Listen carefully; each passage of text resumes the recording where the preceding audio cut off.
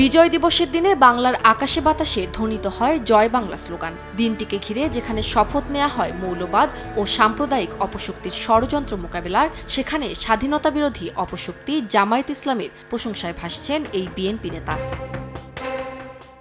শুধু তাই নয়, বিজয় দিবসের প্রাক্কালে স্বাধীনতা বিরোধী ধর্মান্ধ মৌলবাদী অপশক্তি জামায়াতে ইসলামের সাথে ঐক্যবদ্ধ হয়ে আন্দোলনের কথা বলেন বিএনপির সাবেক সংসদ সদস্য রুমিন ফারহানা।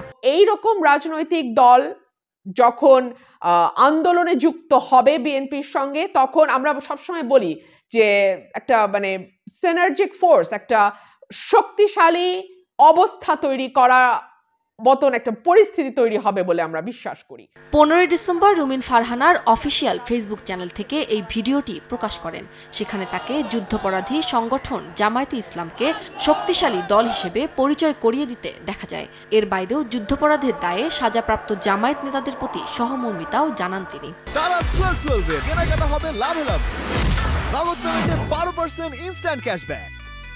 বাংলাদেশ জামায়াতে ইসলামী সংগঠন হিসেবে অত্যন্ত শক্তিশালী।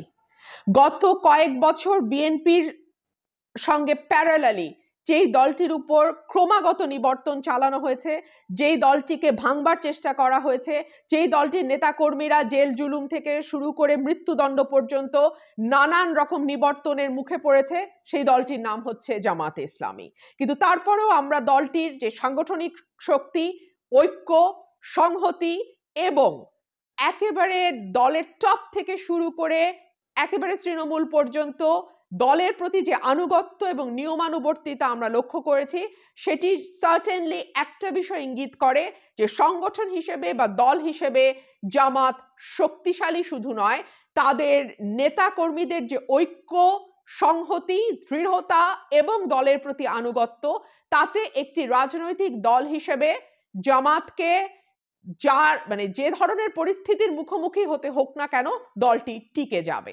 মৌলবাদী সংগঠন হিসেবে পরিচিত বাংলাদেশ জামায়াতে ইসলামীর বিরুদ্ধে আছে যুদ্ধাপরাধের অভিযোগ। এছাড়াও ধর্মীয় সংখ্যালঘুদের উপর হামলাসহ দলটির রয়েছে সহিংসতার দীর্ঘ ইতিহাস।